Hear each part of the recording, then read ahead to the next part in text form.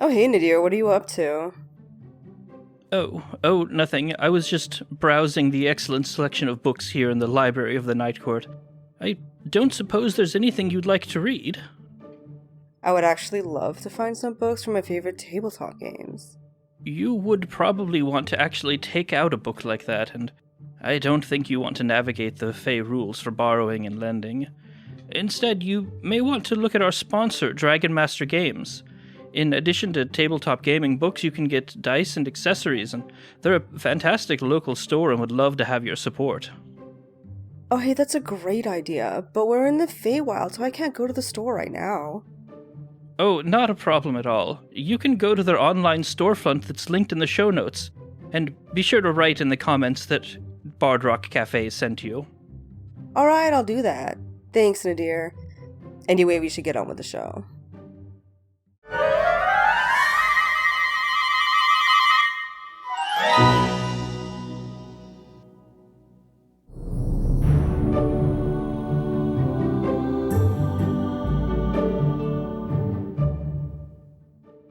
Hello, and welcome to Bard Rock Cafe miniseries, If I Could Turn Back Time. I'm Paul, the Dungeon Master of this adventure. We're going to go around the table and do some introductions, but let's keep it basic. Everyone just introduce yourself, your character's name, and their class. We're not going to get into the backgrounds or appearance yet, because we're going to introduce you all in media res, except for Marty, because everyone knows who Baragon Doubletail is if they listen to the podcast at this point. Yeah, who cares about that guy, right? I mean, he's kind of a big deal, and we're going to find out why. If you all are listening to Bard Rock Cafe for the first time, this is a fucking weird episode. Please find a better jump-on episode. True. Anyway, we're going to go in Discord order, so it looks like Hoshi is unfortunately first in alphabetical order. Unfortunately. Damn. Everybody who goes first always... always... You need to say to me? No, it's because everybody who goes first always complains that they're first. Every time I say we're going Discord order.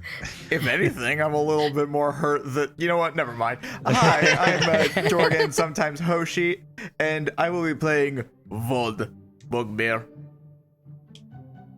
Monk. I was like, did Hoshi forget or did Vod forget? I remember the assignment. I am Vod, Bugbear. No, you're a different character, Marty. Hey, I'm Marty. Whoops, all Vod. Also Vod, the Bugbear. If you don't know who I am by this point, and this is your first episode of the podcast, what are you doing? Go to episode 1. Yeah, or if you just want background on Baragon Doubletail, jump back to episode 36, the best around. True. Yeah, I'm playing Baragon Doubletail, God's favorite. Well, a God's favorite. No, God's favorite. Is Christian God in the Forgotten Realms? I figured it was funnier if I just kept it singular. Justin? Am I next? Yes, you are. Hi everybody. Uh-oh. I'm Justin, and I'm gonna be playing Dust. He's a paladin, and hi. Paladin with an anxiety disorder, I gather. I was gonna say, are you okay? I'm so concerned. Do you need a Xanax? I need an adult. Those don't work on me anymore. Fun Forgotten Realms fact. Xanax is actually one of the forgotten demon princes. There we go. That's We a neat got that. fact. Yeah. Hey guys, I'm Xtina. And I'm going to be playing Karen today. And she is a cleric.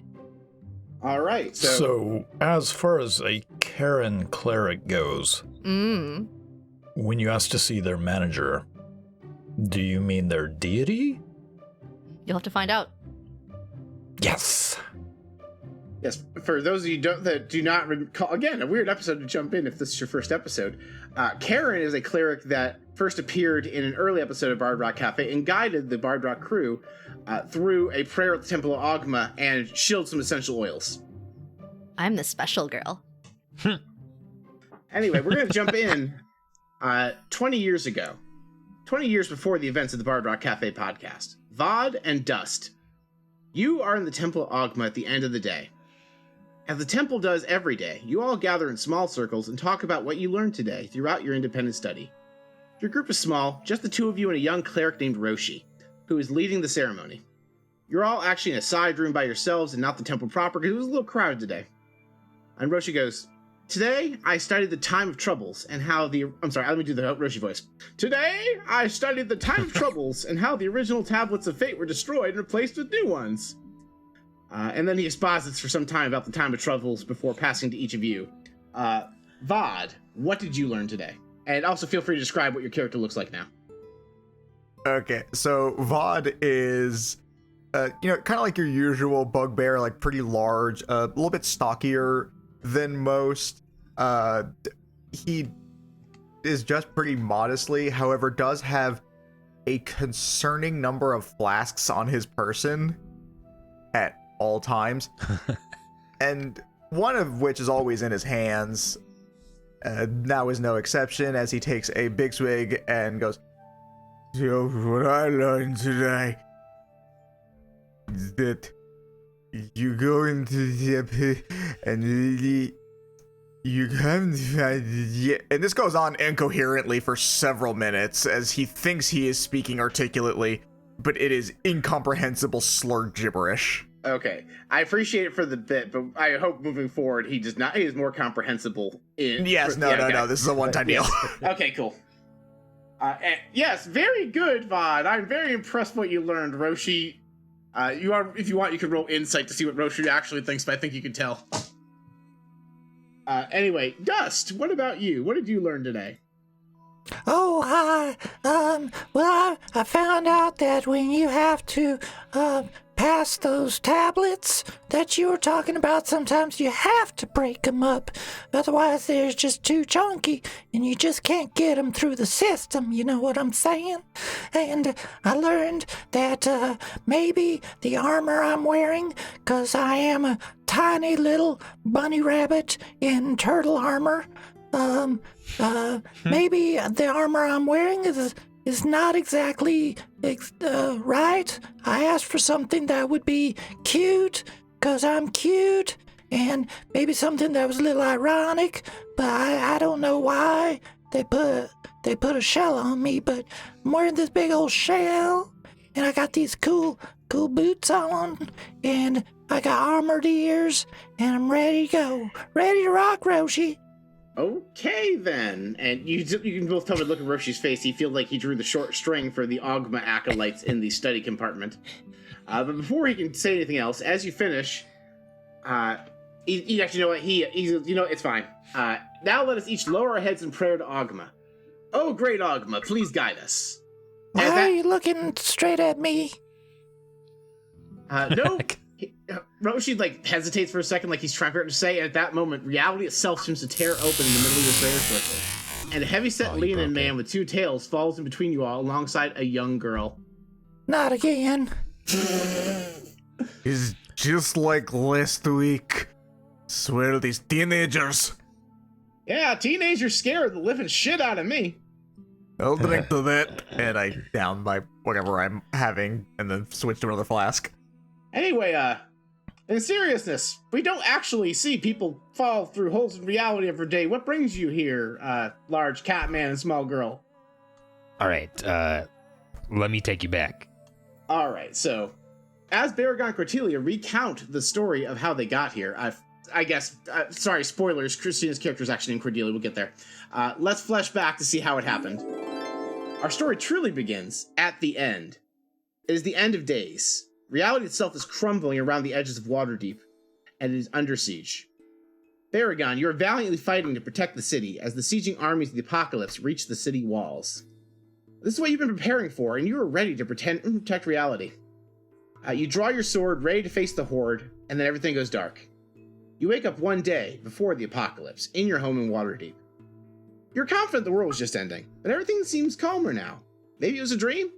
You're pretty confident the apocalypse is definitely happening tomorrow and not today now. What do you do? Where do you go? Okay. Okay. What is it? I'm getting lost here. Hang on. My brain just broke. I don't know what just happened. You're good. Take your time. This is timey-wimey stuff. You Right. were in Meteor Res, stopping the end of days, and then Right. basically you blinked and you woke up in your bed in Waterdeep like nothing happened, but you remember distinctly, you know the apocalypse is tomorrow. That Okay. the city is preparing for the apocalypse. Okay. I guess my first step is to, like, is this, like, normal canon timeline originally? Yeah, like you woke up, yeah, like this is basically how the podcast is proclaimed to end by the visions they've had by reading the books in the Tablet of Fate. That's Okay. the apocalypse you were stopping. And now it's the day before, like the city's preparing for this apocalypse. You know it's coming. You know the reality is going to be eaten any minute now.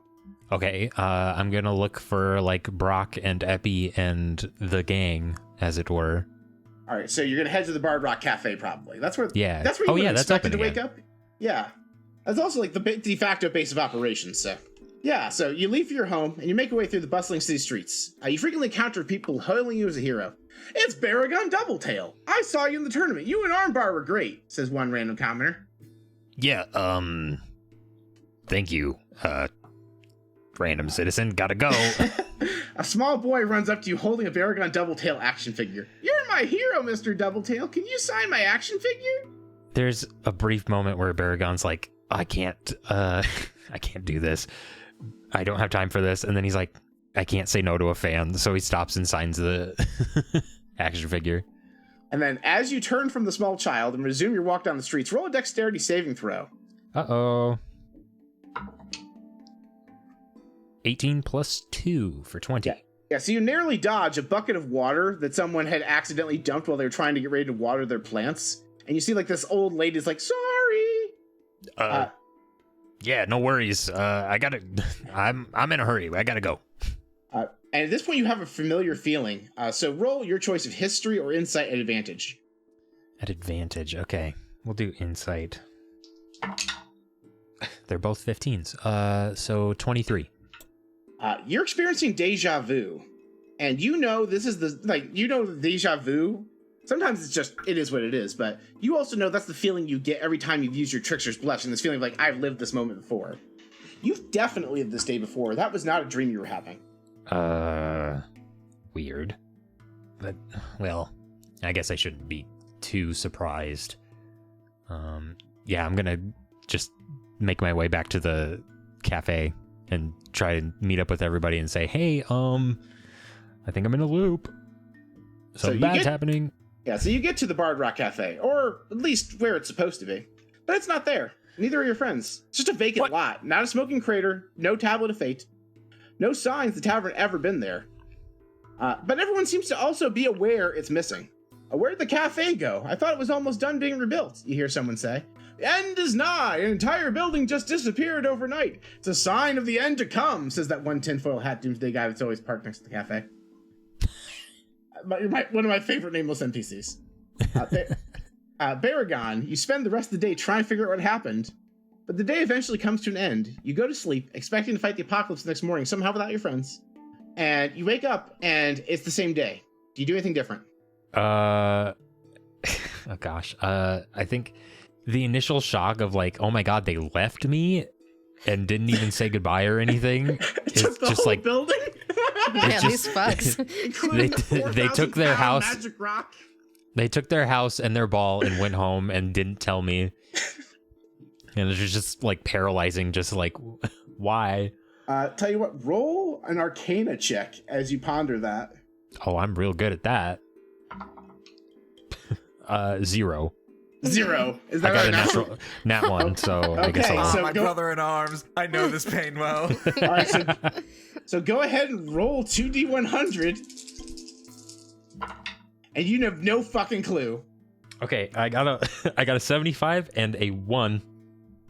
Okay, so with a 1, until you rest, each time you resolve a wild magic surge, you trigger another surge that's not affected by this result in any way. So I get like a you get 2 for double 1? you get 2 wild magic surges every time you surge between now and the end of this day.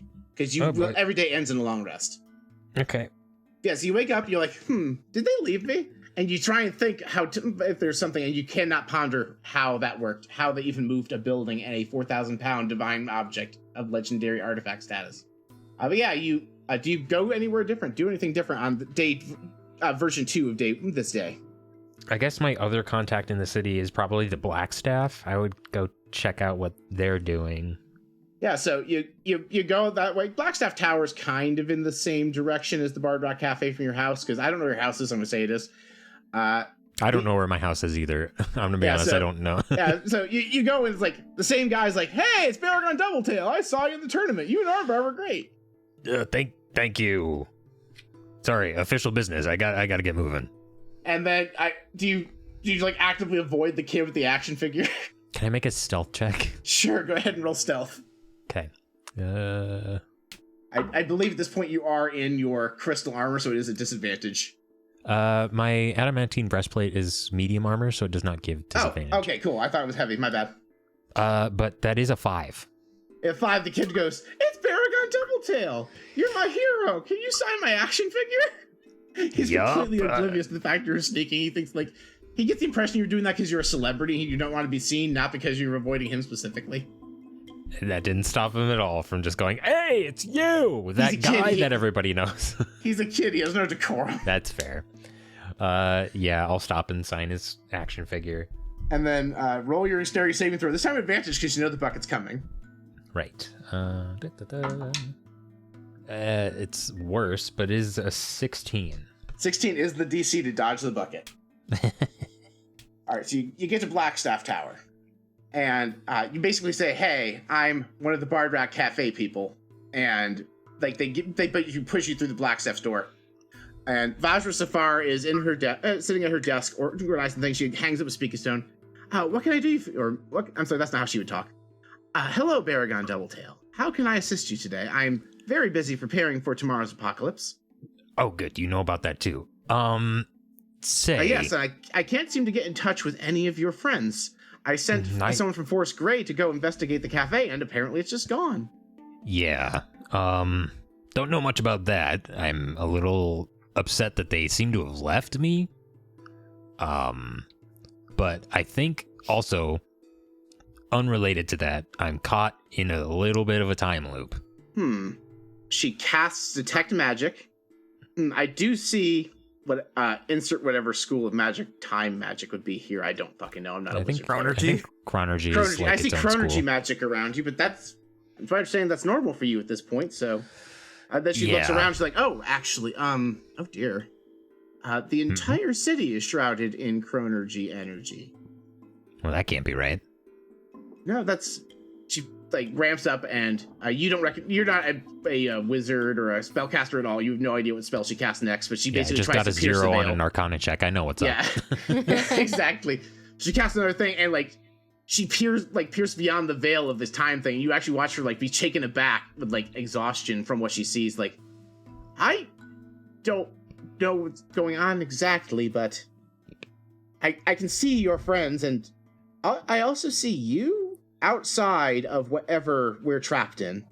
Oh, but Baragon thinks about it for like a little too long, and then goes like, "Yeah, I guess multiple of me makes sense." Yeah, there's like, you seem to be like, it's hard to explain, but I kind of got this vision like we are to you, the other you, some sort of like diorama or board, like a display of some sort. He's like looking down at us, and he seems to be like holding his hands like he's trying really hard to monitor the city. Like, if you were a spellcaster, I would say it was like you were trying to maintain a spell or keep something sustained. I would dread to think if he was actually holding this pocket of time together so it doesn't fall apart. But that is generally what I'm perceiving. So, how do we get out of this? And I guess. You said that this is the second. How many times have you repeated this day? Do I know if it's been this is the second time you've gone through this day in the loop, not including the original time. I mean, this is the second time that I know about. And okay, so I will not remember what happens. I'll do my best. I'll get as many people as I can on it, but there's a good chance we can't figure this out in a day. You might be the only person who can enact any sort of change in this time loop. And time skip, she and her people can't figure it out in a day. A few days later, you've managed to dodge that wild magic search, by the way. It has been a week inside the time loop. You set out of your house as you always do, and you encounter the guy, the annoying kid, and you instinctively go to dodge the bucket of water, but it doesn't fall this time. There's he just kind of stands under it for a second, like gets an umbrella ready. Just like, so, hello. You look up and there's just nobody there. Do you go investigate? Yeah, because that's like my neighbor, right? Yeah, like this is like down the street from you. Yeah, what happened to my neighbor? She's in her house. Yeah, so she should be in her house. You see this like little boy crying like, I can't find my grandma. She waters the flowers this time every day, but I came here and she's just gone. It's like she was never here. Huh. Can I do some kind of, like, I guess perception, maybe? Or would this be, like, investigation? I'd rather it not be investigation. Sure, go for perception.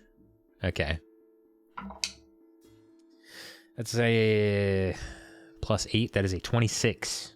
The 26, you see every sign this woman should be here. You see her clothes, her belongings, family photos, and paintings. It's like there's not like a sign she left. Like her bed actually still has like the blanket. Like if you look at the blanket, actually, I think what you see looking at her bed, it is in the shape as if someone was sleeping there, as if they disappeared without disturbing the covers.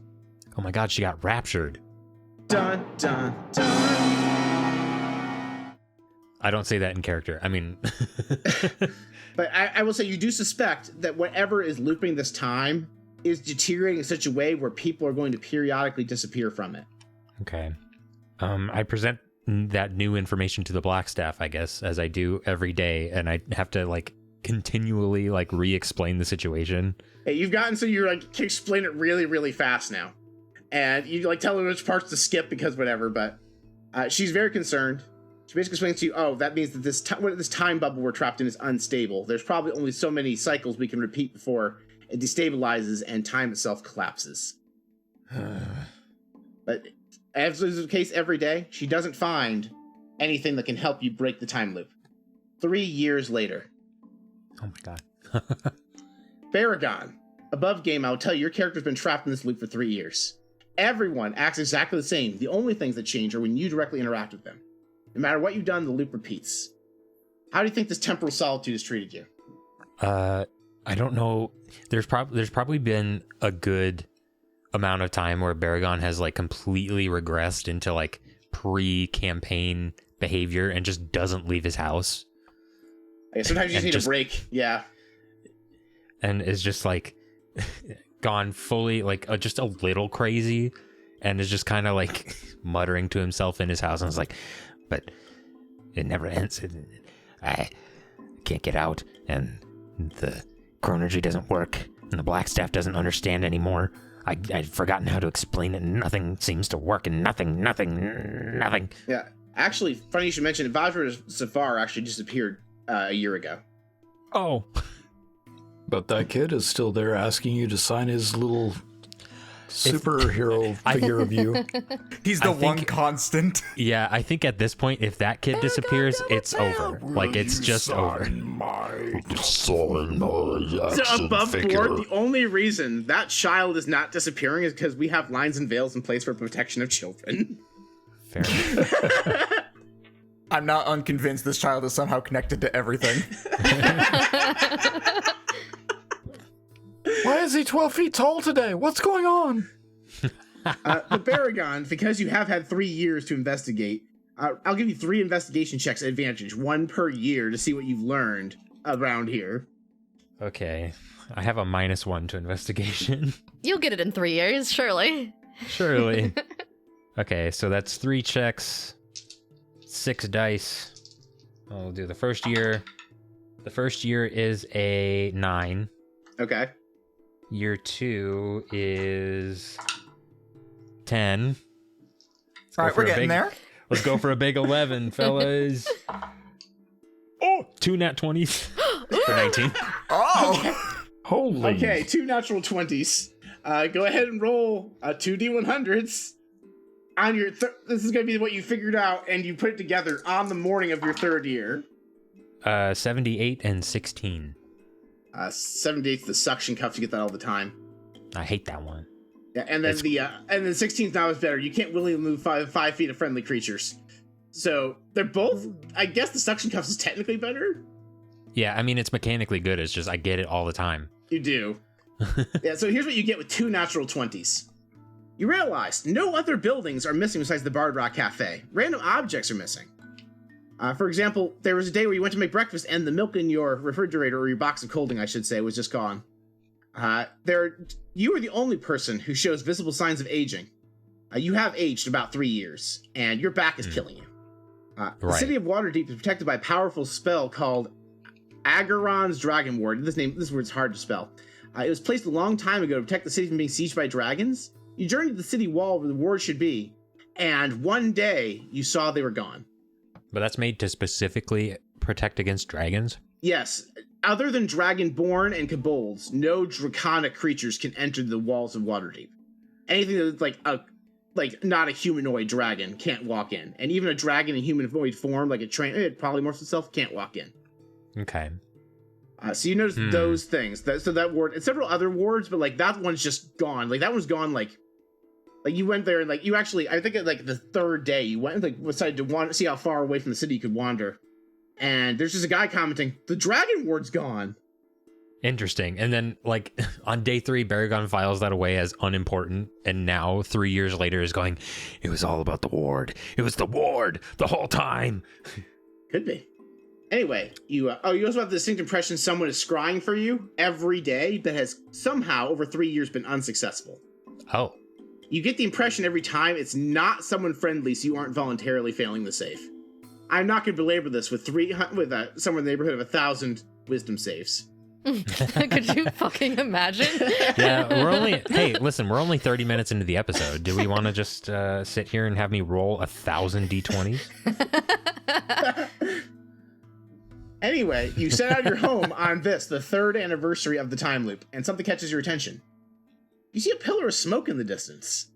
And Finally, something different. I run towards it immediately. At last, change.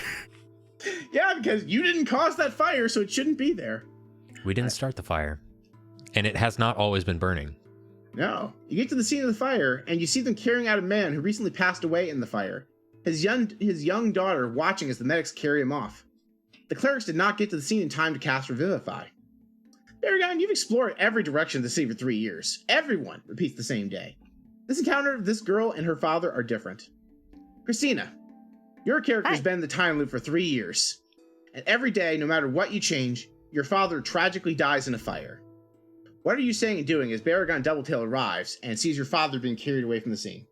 I think that you see a little curly-headed, like Shirley Temple curls, blonde mop of like an elven girl just standing there, and she's got these wide eyes that are just absolutely red from crying, as though she's been crying every day for 3 years straight. Oh my and God. She's muttering under her breath, and she's just like, the bucket didn't work, the guy didn't work, nothing's working, how am I gonna fix this, how am I gonna get him back, how am I gonna change this? And then she kind of looks up, and I think at that point she locks eyes with Baragon. Baragon, roll an insight check. I'll give you advantage. Oh, I love having advantage. It's a nice thing. Thank you for the gift. The other die is just gone. I don't know. It just rolled off my desk, and it's... Yeah, we went over this before. You can roll another die in place of the one you lost. That's okay. The other one that survived is a 19, so I'll just take that. Yeah, okay. Plus 8 for 27. All right, so while you fish out... Eventually go fish out that die. You see something glowing faintly on this girl's forehead as she looks up at you. Something no one else seems to notice. It's a symbol written in Celestial. You recognize it innately because of the same symbol branded on your chest. The symbol for power. Oh, the thing that like lets the cast members summon the deck of many things? Yeah, so yes, it lets them do that, but you also know that symbol is the blessing of the Tablet of Fate. So basically, you've been touched by fate, and that's why you can do this. But this girl doesn't have it on her chest. She has it on her forehead. It's not the same thing, but you can see she's been touched in fate in some way. And that is why somehow, I hope there like was you... consent. Justin. What? We need to have a talk with Istis about getting affirmative consent, I guess. About being touched by fate. Okay. Yeah, okay. Anyway, you see she is somehow, like you, outside the time loop. And you also see in this moment, you feel yourself being scryed on again. Roll a wisdom saving throw at disadvantage, because whoever it is is becoming very good at scrying for you. Wisdom saving throw, disadvantage. That is a 13. 13's not going to do it. You know in your heart, whoever's scrying you now knows exactly who and where you are. It does not take an insight check to figure out you are now, that they are also outside the time loop, and you don't want them to find you.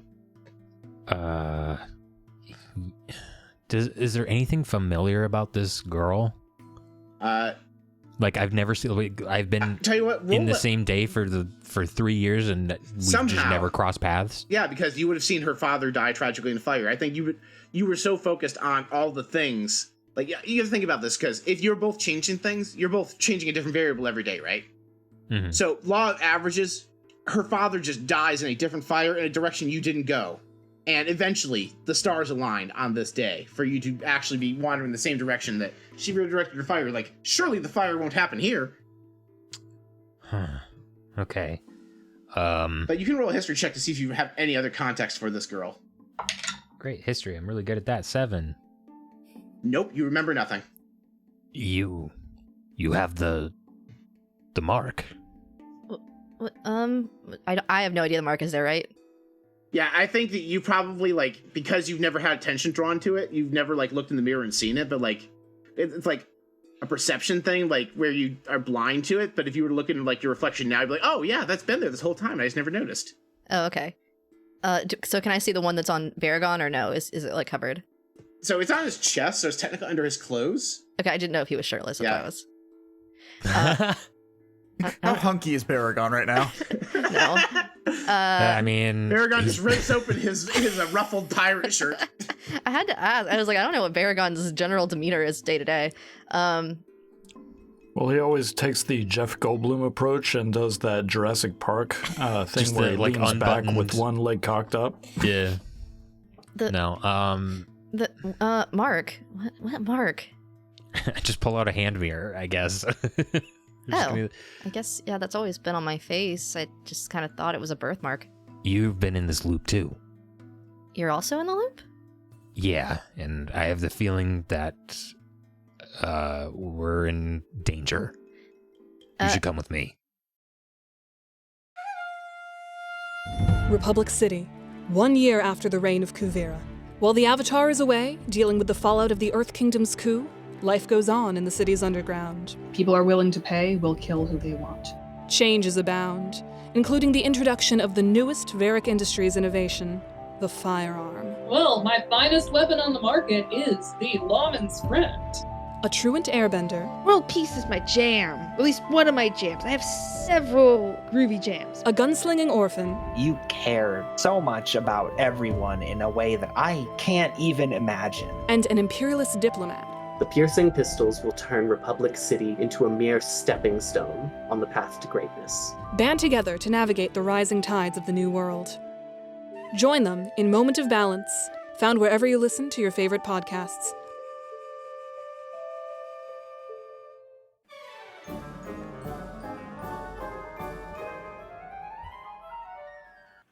Epi, Diana, I brought you both a cup of tea. It's not Earl Grey, but I think you'll enjoy it. Oh, I've had your tea, and it's all cups of lies. First of all, I make the finest tea prestidigitation has to offer. Second of all, this is a new line of teas we'll be serving at the Baragon from now on by our partners at Many Worlds Tavern. Oh, I've heard of them. I'm particularly fond of Sleepy Fields and Golden Root myself. Well, look, if it's good enough for Diana, it's good enough for me. I'll have a cup of that Farthing Harbor. Of course! Here you go. And I pour Epi a cup of tea. Epi, roll perception to determine if the tea is made of lies. Damn it. That's a natural one. First of all, you are absolutely convinced Brock used prestidigitation on this tea. Second of all, you feel a wild magic surge inside you, and dozens of thirsty customers appear outside of Brock's food truck right here in the graveyard. No worries, folks. We have plenty of tea from Many Worlds Tavern for all of you. Try a cup of Sage's Gate or Sacred Spring. Somehow I already have dozens of cups of this already prepared and steeped for this occasion. Of course you did. Want to brew some of this delicious tea at home? Just go to http://manyworldstavern.com/bardrockcafe and use the code BardrockCafe at checkout to save 10% on your order. As always, a portion of your order supports the show. And if you're a coffee drinker like my good friend Armbar, they have options for you there too. Brock, I'm happy for you and all, but get your food truck and all your customers off my lawn. Sorry, Dan, I can't hear you. This tea is selling like hotcakes. And so are the hotcakes. Bye, everybody.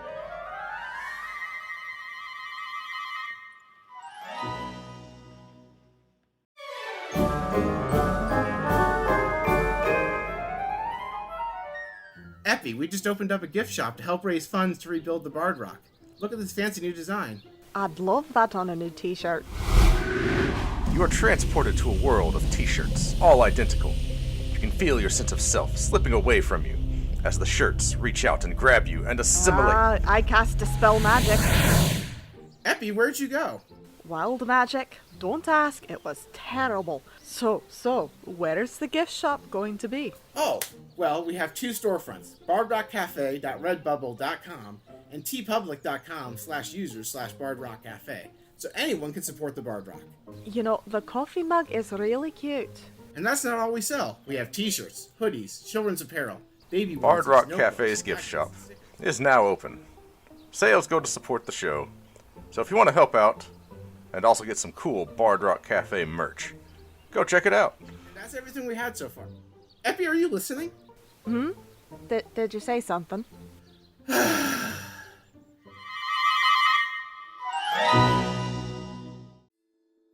I need to save my dad. How long have you been trying to save your dad? 3 years. Yeah.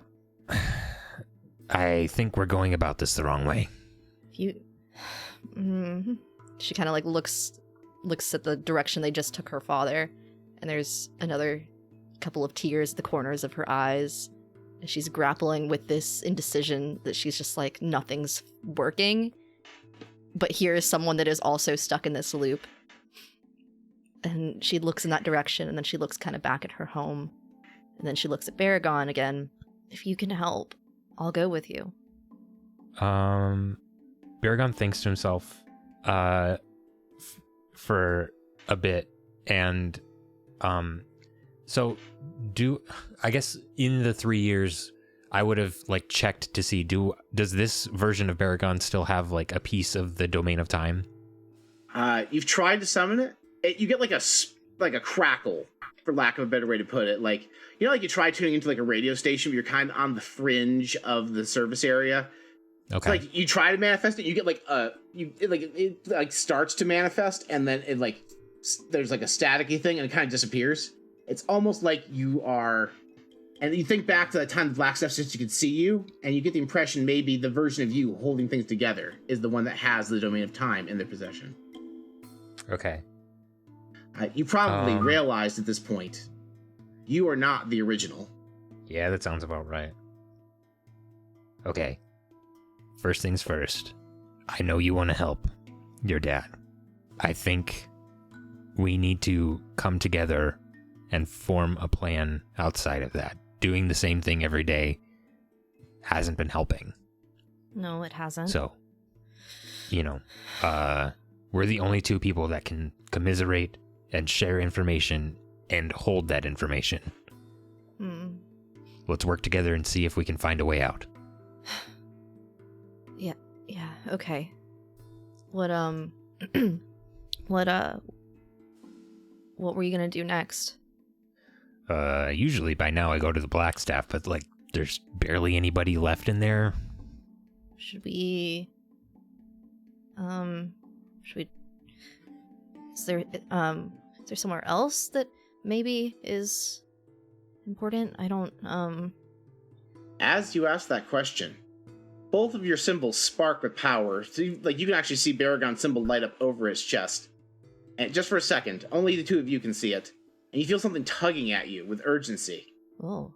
Yeah, see that mark? It's on your forehead. That's not where it usually goes, I don't think, but... Do you feel a weird need to go in, and she kind of just points that direction right now, like at full sprint? Yes, let's go. Baragon, as you turn to sprint, roll a perception check. Okay. You guys did have a pretty lengthy conversation after you realized you've been scryed on. Yeah, 19.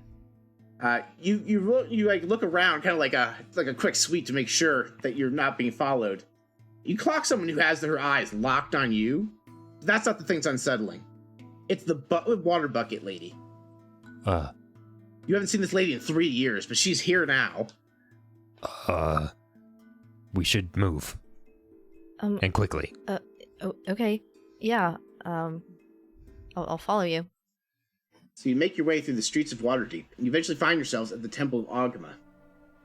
This lady, even though you've been at a dash this whole time, pretty much, just keeps pace with you. Like, she doesn't seem hindered by buildings or crowds. She just always seems to be exactly 40 feet behind you. Hey, old lion guy, is it normal for old ladies to also be able to move that fast? No. Also...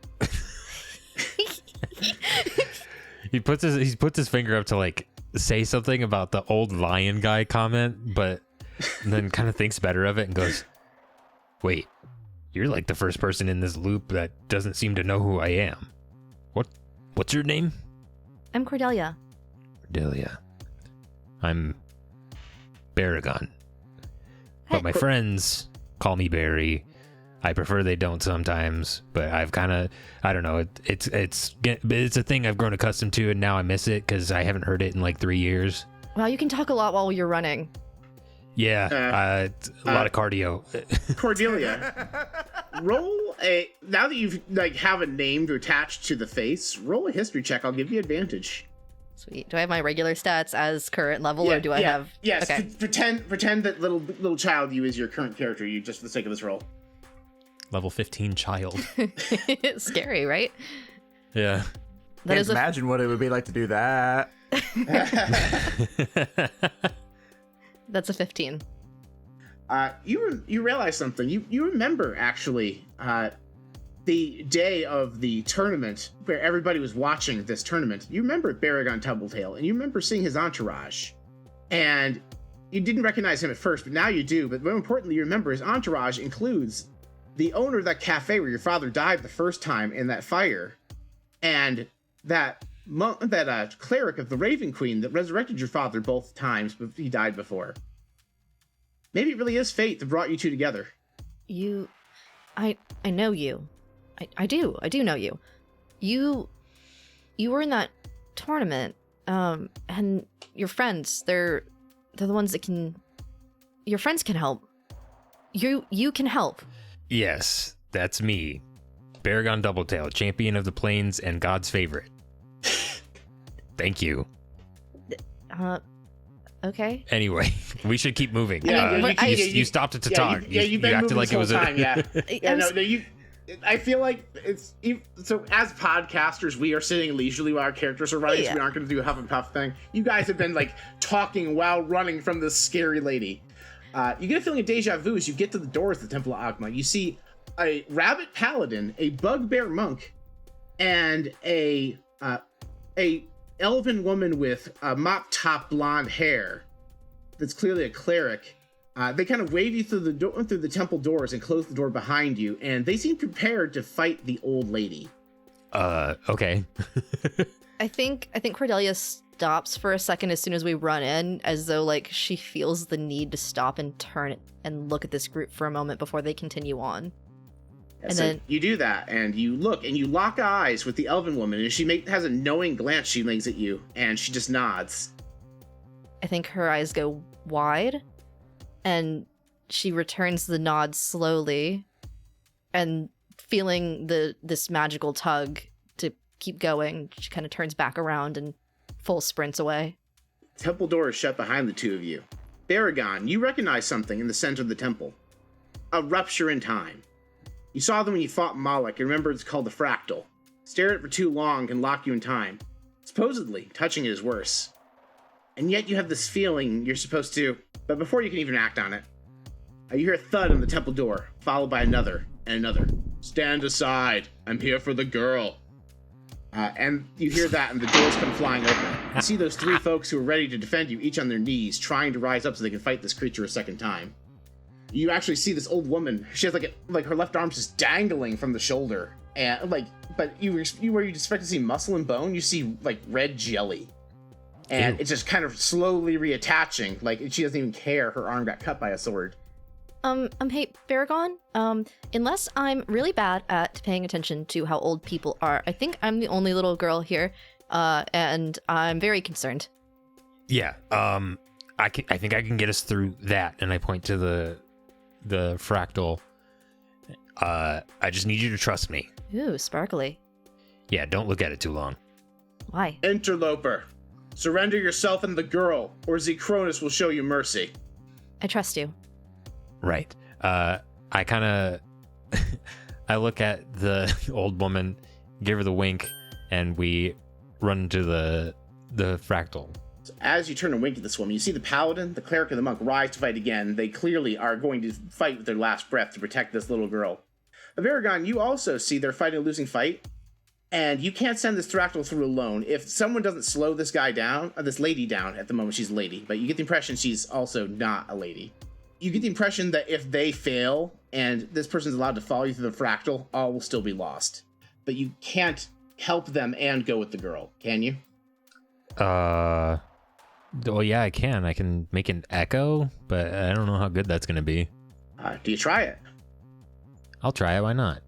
Baragon, you've had 3 years to practice your time abilities. And I'm sure there's been days when it's all you do because nothing else is working. Why not? Maybe you can crack the time barrier or something.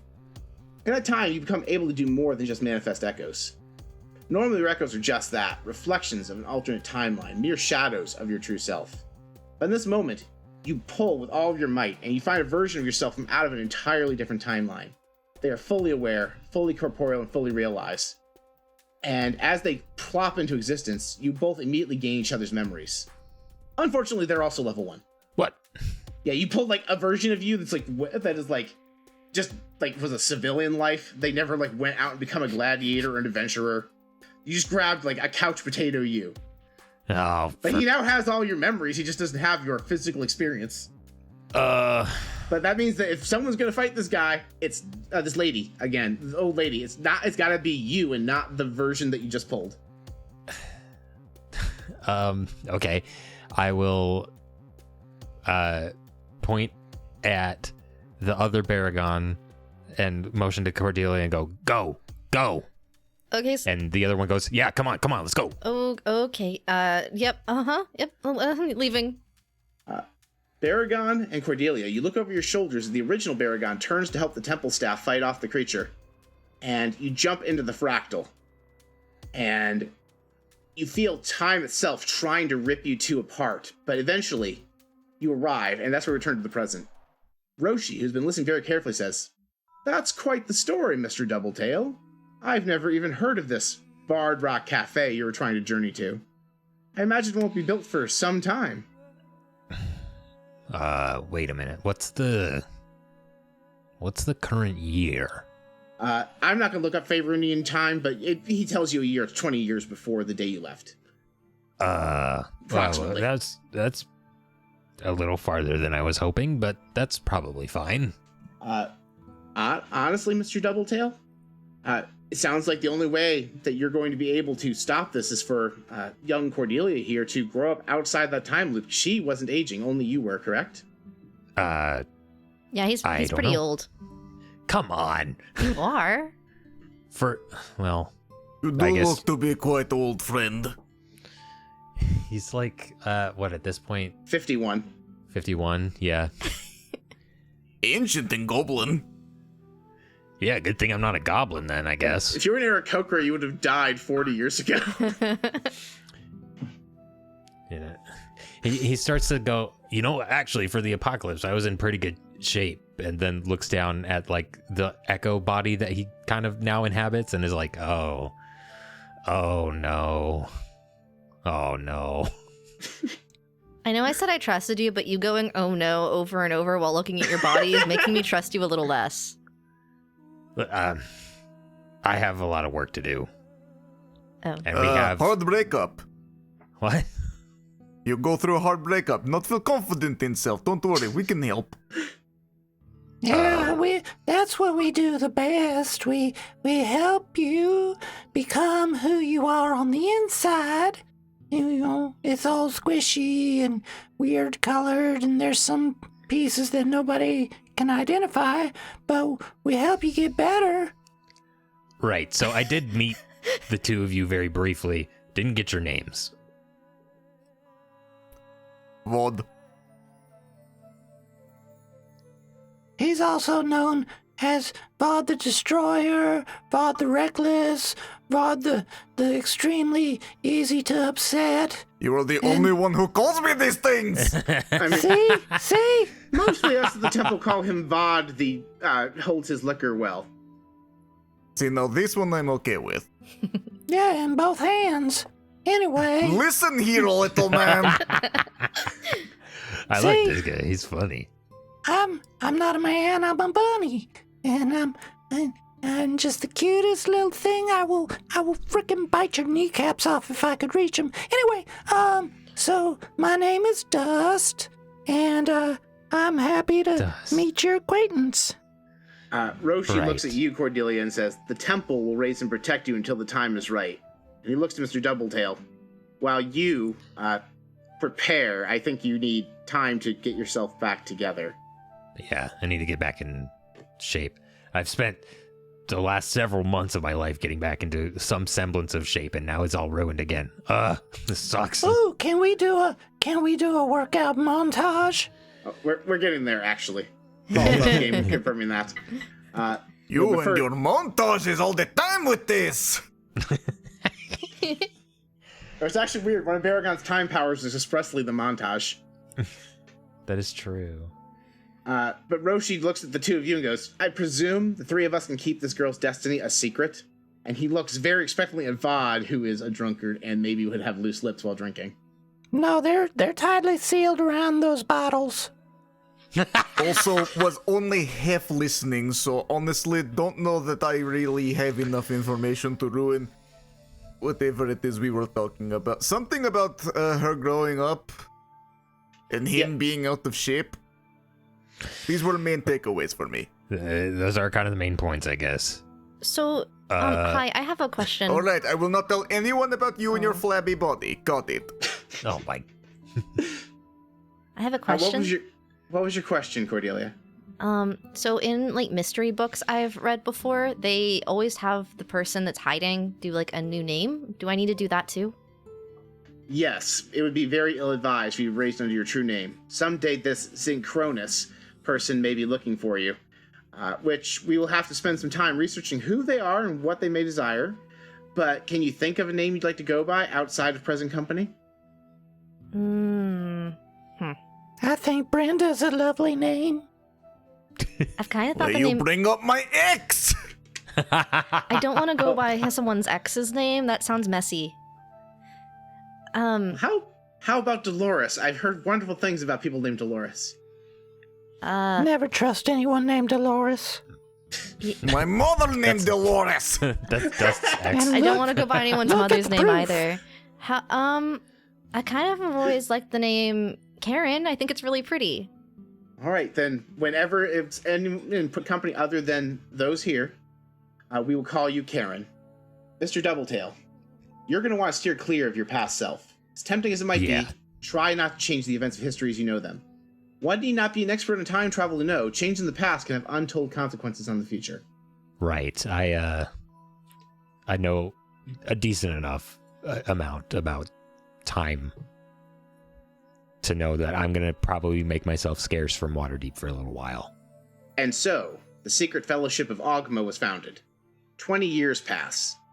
How do you each spend that time? Who wants to go first? I heard I little guess shit energy. I'll go first. Who, me? Baragon has kind of, like we said, left Waterdeep and kind of lives in like the forest on the outskirts of the city, and then comes in very occasionally to like check up on Cordelia and the other two. Very like Obi-Wan Kenobi energy, and then spends the rest of his time like training and trying to get his skills back that he had, in present day. In my mind, because you're living on the outskirts of Waterdeep in the wilderness, you're just like Patricia's next door neighbor. Like you just meet up with her for tea every couple of days because you need human contact, but it needs to be no one who lives in Waterdeep. Yeah, that makes sense. She doesn't know who the fuck you are.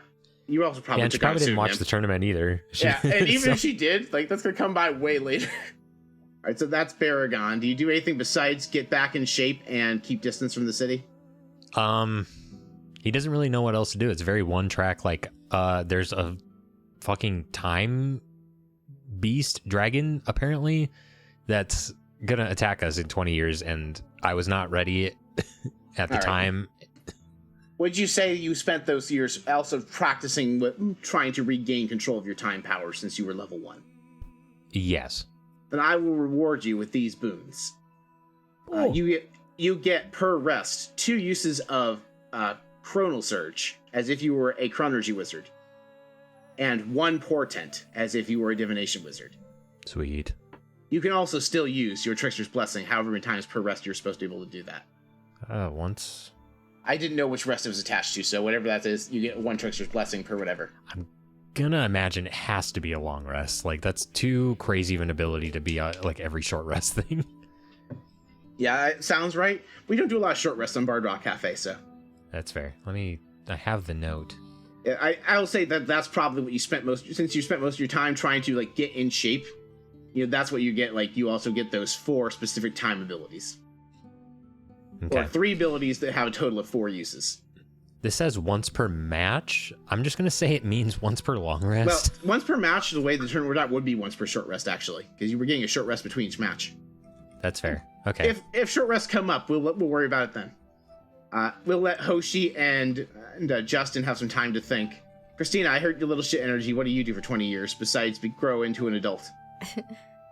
So, Karen is going to spend quite a bit of time mastering her full persona. She spends about an hour and a half each morning using magic to perfectly straighten and curl her hair over the side of her face so it's not frizzy and not that mop of curled hair energy.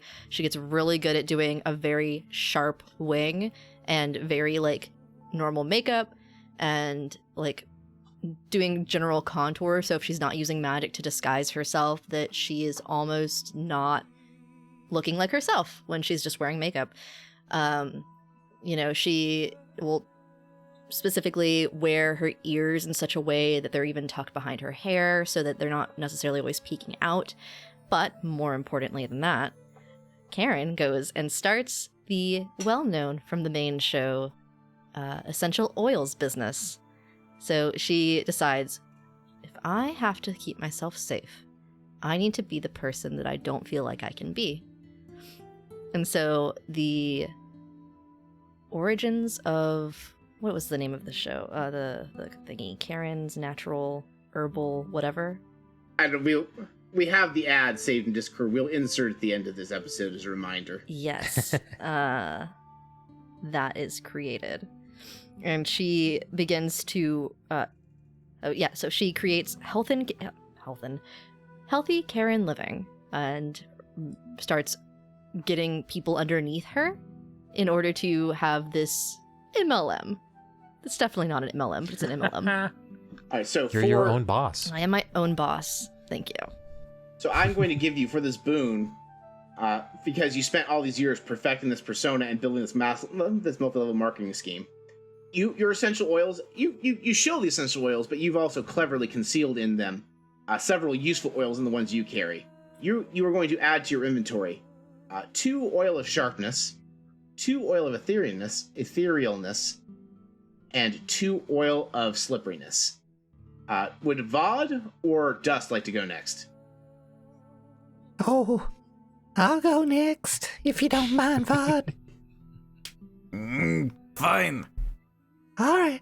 So in my 20 years of trying to be the best that there ever was, as far as paladins go, I, in my duties and my devotion, have followed the 3 C's that have made me into what I am today. The creams that Karen makes, oh, they keep my skin and my fur so supple, so I can look good for my deity and all the devotees, as it were. And the next C is celibacy, because, celibacy equals speed, I think. I think, I know I've got a lot more energy than some people, and not directly inferring anything to Vod, but, I'm just saying, celibacy has made me a little faster, I think. And the last one that has no bearing whatsoever on my mood or altering my mood would be caffeine.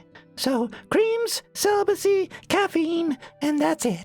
All right, so I will grant you 2 boons for this 20 years of celibacy and caffeine and creams. The first is you can dash as a bonus action, and you have an additional 10 feet of movement speed. Because you put a lot of celibacy. Yes, that's for the celibacy and the caffeine. But I will also grant you, because of how good Karen's shield cream is, and also the celibacy, which means you're a very devout paladin, because obviously Ogma, who's also a god of bards and would absolutely not, there's no reason this would make any sense, but celibacy is seen as a thing that is like a very devout thing. So that and the creams, I'm going to let you, even though you're not level 18, your paladin aura will extend for the full 30 feet. Ooh. Vod, what did you do besides get hammered for 20 years? There's that celibacy thing again. You and your stupid celery. So Vod, first things first, needed to have situation explained to him again by Hoshi many times. It is hard to focus when inebriated, and yet is also where I gain my insight from. So, first year was largely spent trying to understand situation. Afterwards, much meditation, always while intoxicated, because that is how I heal the voice. And then, mostly just training, making sure that I can help out in any way I can. But most important thing, learn to stop aging. You can do that by having some of these skincare creams that Karen has made. She tests everything on me. or alternatively, I go out and have much sex and eventually stop aging. So what does that say about you and your strategy? Well, I don't normally like to say anything or point anything out, but you are partially right. You look like you have youth and vigor, and you're always so tan and swarthy. But your mother said same thing to me last night. Your testicles are hanging down by your knees now, so I'm just saying. And don't you forget it! Lethal weapons, these things. All 3 of them. I appreciate the frenemy situation we have going on between the enormous bugbear and the tiny bunny man. I'm glad it took until this conversation about my testicles to bring it up. Sometimes I use them as speed bags when I need to punch something. Oh my god. And I barely feel a thing. They're so calloused. Just so calloused. I gotta go. I gotta go. Anyway, so that's how I spent my 20 years. So, Vod, first of all, the main thing you apparently learned to do was not age, i.e. become a level 15 monk, so they're good for you. I'm going to grant you 2 things. First of all, I'm going to give you an additional 5 key points, because you have the amount of key points you get fucking sucks. Nice. And I'm also going to grant you, before I grant you this boon, you didn't happen to take the Fey Touched feat, did you? I did not. So I'm going to grant you the Fey Touched feat, but the spell you get for your enchantment spell is specifically the Warlock spell Hex. because what happened is, in addition to you training, Roshi prayed every day for Ogma to give you all some sort of advantage. And Ogma said, you know what?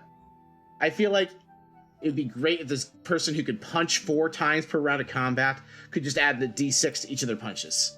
So you have the Fey Touched feat and can cast Hex with it, specifically to make yourself extra good at punching things. Because I saw this build on TikTok and wanted to enable it for you, and I had nothing better. But also extra key points, because finite resource. The idea that the key points that are extra are just because his balls got punched a bunch is crazy. It wasn't really Fey Touch so much as it was Rabbit Punched. Well, you know, sometimes I wake up in a sweat because I just hear the noise in my head over and over. And then I miss one and get a pube in the eye, but, you know, you take your chances. Anyway, Roshi spent, in addition to praying for you all every day for 20 years, Roshi spent his time researching who the fuck Xynchronus is. He learned, and he brings you all together one day to let you know he's learned his findings. He tells you, Xynchronus is an ancient time dragon, hatched from the deepest reaches of the Great Clock on Mechanus. I learned that upon reaching adulthood, he left Mechanus and pursued a legendary blade called Time Killer. Instead of harming enemies, it steals their time energy. Xynchronus presumably wields the blade in a humanoid form, but I could not find information in the library of Ogma about his humanoid form, or whatever pseudonym he goes by. Also, Baragon, I believe the creature that you described pursuing you and Cordelia was most likely an elder Ooblex, which can take on the appearance of creatures it's absorbed and whose true form is a red ooze. I believe the Ooblexes may have been absorbing the time energy of the people in the time loop with you to help Xynchronus maintain the time loop. How many people went missing? It was one person every 1 to 2 weeks, but it's also Waterdeep's a very populous city. It's like 150-ish people. Baragon, I feel like that would have been information that you should have shared sooner. That many people had gone missing. I mean, I feel like Cordelia would have noticed it too, but not been aware of the scale because, Baragon was actively searching for it. After the first time he noticed someone was missing from the loop, and you were probably focused on keeping your dad alive? Yeah, she's not going to point that out, though. Yeah. Anyway, one day, you all see a meteor fall from the sky and crash into what you eventually find out is the Bard Rock Cafe. Dust and Cordelia, you actually don't lose your holy magic, even though everyone else in Faerun does, and you probably you should pretend to be. Baragon did mention this was going to happen because it was going to be a thing you need to be prepared for in case you were attacked during the time where you didn't have holy magic. But for some reason, you both have holy magic. Huh. Well, that's fucking weird. What's weird about it? We're not supposed to be able to cast magic right now. Well, maybe Calgon Double T, what's his name? The guy, the old man with the 8-pack abs who's always walking around growling. Oh, Barry. Maybe he isn't God's favorite. Oh, yeah. Don't let him hear you say that. Bunny. Standing right behind you. Bunny Two Tails. Yeah, maybe he isn't God's favorite after all. Just standing fully 6'9" Leonin behind this tiny Heron. He's fully casting a shadow. Yeah. The 71-year-old mammoth of a Leonin. Stand by full 2'1". Look you straight in the testicles. Joke's on you, he's wearing a codpiece. Well, he's 70-something years old. They slip every once in a while. But why are these the people that we had to come in contact with? Fate is a drunk bugbear. Weird. And a freaky little bunny. Yeah, a freaky, raunchy little celibate bunny. Yeah. Well, fate. Anyway, the energy has to go somewhere. Fate is weird. We don't get to pick the people we run into. Don't get to pick how well things work out for us all the time. But we should definitely make sure people don't know we still have magic. I at least have my MLM scheme. That's not an MLM scheme to hide behind. I can just make my potions magical if I need to. And people will believe they work because it's they already... a scheme! Listen, we've already had this conversation. The ones that I give you work because there's magic in them. The ones that other people get don't work because that's a lot of time and energy that I don't feel like spending, and they just already believe it works, and so the power of belief is enough for them. Yeah. My whole life has been a lie. And as you're saying this, another cleric named Brenda walks by and goes, "Oh, Karen, thank you so much for the new crystals. As an Aquarius, that's very important that this crystal line up to my chakras." Yep, that's why they are the way they are. Glad you like them. As soon as she's out of... So we have confirmed that both astrology and the Christian God exist in this world. Yes. As soon as Brenda's out of earshot, she's like, I can't wait till I can fucking stop talking about crystals and astrology and everything all to every day. I'm so sick of it. Unfortunately, the time is not quite yet. 3 days later, a group from the Bard Rock Cafe come to the temple, and Roshi specifically directs Karen to lead them through prayer. You're all presumably mindful to try and not alter their future. I'm not there. Yeah, Baragon's not there, because he would absolutely I have be clocked no by idea what I'm supposed to do here. I don't know these people. I've just been living a lie, apparently, and you're all supposed to be dying in a few days. And I just don't know what to think anymore. Hold on. First of all, it's all of us, including you. Second of all, we're not going to die. Third of all, you two hang out back here and don't let them see you, because I'm pretty sure you weren't a part of this. Do not worry. If want to be completely invisible, no one see me. I just Homer Simpson into some bushes. Yeah, you actually just hear this Kalishtar man in a top hat go, "Man, that is a big bugbear monk." And no, not really. Just like messaging. Knew I should have rolled up testicles. Always blow cover. Bless. You two. I can't believe this is the running bit of this. Like, I can't. This can't Sorry, be the I'm running a bit. consummate professional. yes, and. Listen, I know you two know that I am a peach and not actually the horrible person that I make myself out to be. I'm not gonna be able to keep that up if you two are acting like this all day, so you need to stay back here, hide away. I'm gonna go be a wonderful little Karen and lead them in prayer like I'm instructed to. All right, I'm just gonna strip completely out of my armor and just sit around like a regular bunny. Yep, just all right. Just sitting here Have next to the fun. turtle shell. So much fun. Vaughn, keep him in check, please. Come back and he's been arrested for public indecency. So, Karen. Yes. You walk the Bard Rock Cafe crew through the prayer of Ogma. Everyone talks about what they learned, what they plan to learn, and then they have a quiet prayer to themselves. What is the prayer you do? What prayer do you say to Ogma at this moment? To yourself, only you can hear. You and Ogma. Ooh. The quiet prayer is also the what you've learned, what you do, or it's just like the genuine. But no, this is like the what you like basically trying to show Ogma. I feel like, and you also know Ogma's supposed to be silent right now. So like you aren't expecting an answer back, but this is just like you prove to Ogma you deserve their blessing and guidance by saying I did all this learning today, and then you do your prayer. What are you praying to Ogma for? Ooh. I think in this moment, Karen is focused on the overall goal of the initial pinpoint goal of I have to save my father, even if it's been 20 years.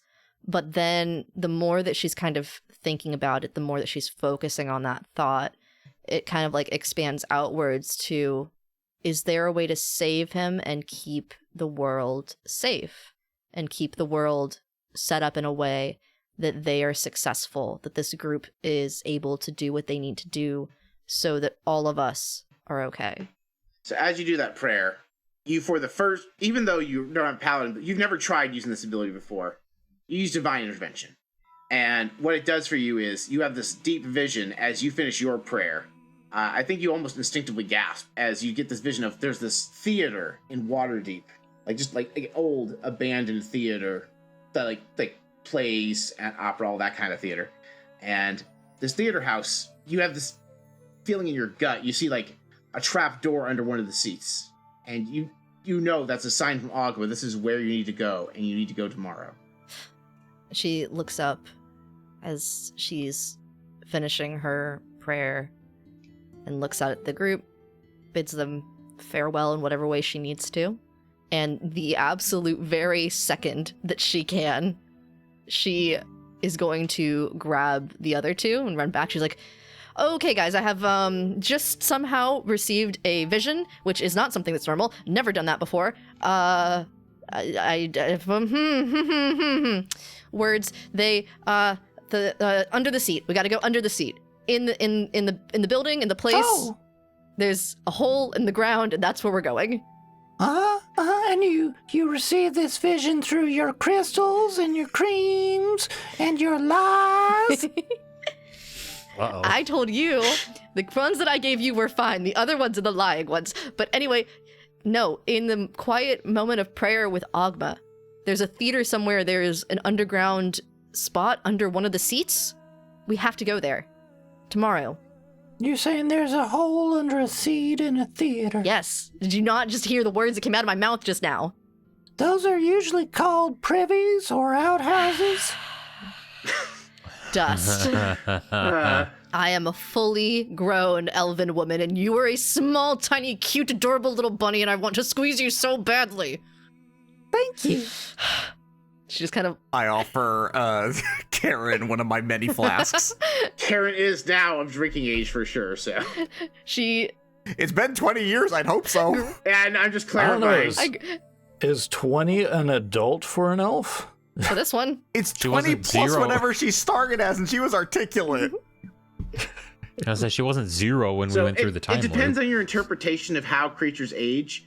My interpretation of how creatures age in fantasy when they have long lives is the Superman mentality, where they age at a normal human rate until they stabilize and slow. So they reach human maturity in a relatively timely fashion, and then they slow down and stay at that level of maturity over a long period of time. Unlike Leonin types that just continue to age because they're not popular enough to wear their underwear on the outside of their clothes. Yeah. I gotcha.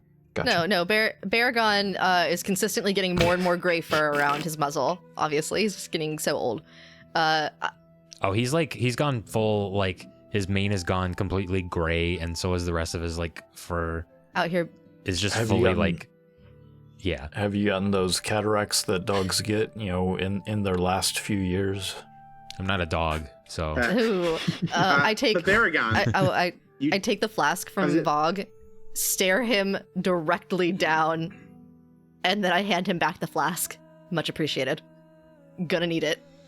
No problem. This is so Always strong. have at least one spare. Oh, extremely. How do you- Will kill most people.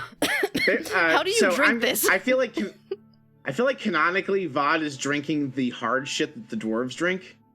So Karen, are you kidding me? What Vod drinks would make the dwarves tremble. All right, Karen, roll a DC 26 Constitution saving throw. Wonderful. I'm sorry. Damn, we should have given you that resilient feat Yeah, instead. so actually I did take it. I took it in place of an ASI Oh, okay. for one of them because, I did both. I was like, yep, gonna do this. So yeah, we thankfully have resilience. So I get proficiency in that saving throw on top of the other proficiency as I have as a cleric. You said it's a 20 or something higher? So 23 is the Dwarven Ale, but Hoshi insisted it is stronger than the Dwarven Ale. It will peel the paint off a dwarf's skin. Hoshi, what the fuck? So I bumped it to 25. Now, Or call in it my 25. defense, I didn't know this was going to be happening. You'll probably be drunk for the next scene, and it'll be fine. I'm not going to ambush you when you're drunk. I have to roll a 17 on the die to succeed. Let's see what happens. It's not the first time. Ooh, 18, motherfucker.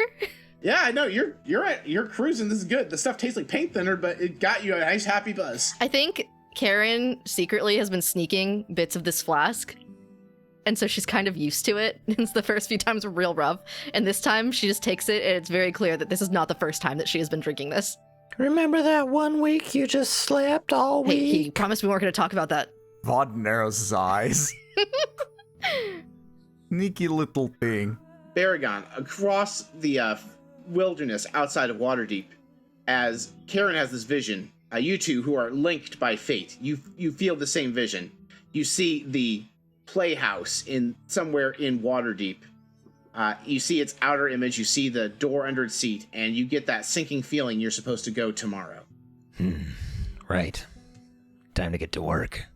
And you all get a long rest, and as you get ready in the morning, somewhere in Waterdeep, a fractal cracks open.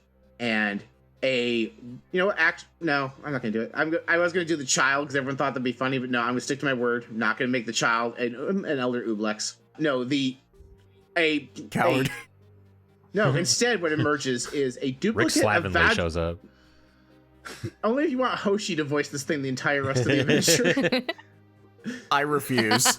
There you go. It's okay. No, instead what appears in the middle of the street in the dead of night that morning, like there's no one on the city streets, there's this whirl of lightning and smoke and wind, and this fractal cracks open, and Vajra Safar, the Black Staff, emerges. Ah, shit. And that's what we're going to call tonight's session. Here we go again.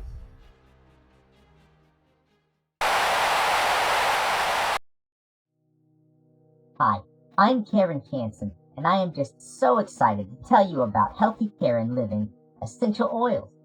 We source all our products locally from in and around the lower Waterdeep area using natural methods, free from magical influences that leave residue that might dilute the purity of our product. That's why HKL essential oils are the best on the market. We have all the popular fragrances, so don't you miss out. From frankincense to peppermint, to lavender, lemon, or lime, all of our essential oil products undergo a rigorous testing process, resulting in the miracle oils you see today. I'm also happy to tell you that for a very limited time, we are looking to recruit more independent Karens to spread the good word and sell our product. Tired of the all-day grind? Tired of working for ungrateful bosses? Come be your own boss, selling a product that you can feel good about. Contact Karen Canson today to get started at superb, limited-time discounts for future Karens. Nadir, I took your advice and ordered tabletop gaming supplies from our sponsor, Dragon Master Games. I got a new book, some dice, and other accessories. That's wonderful. And you remembered to tell them in the comments that Bard Rock Cafe sent you? Yeah, of course. But now I have another problem. Brock gave me the money for the supplies and said it's coming out of the budget. What does that mean? Oh, well, our show and the other shows on the network are partially funded by our viewers on Patreon and Ko-fi.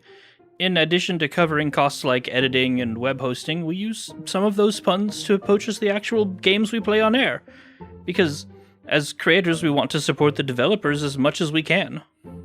Okay, so our viewers can go to the Patreon and Ko-fi linked in the show notes to support us and the rest of the network? I didn't know that. Yes, correct. Anyway, why don't you tell me more about this game you're planning?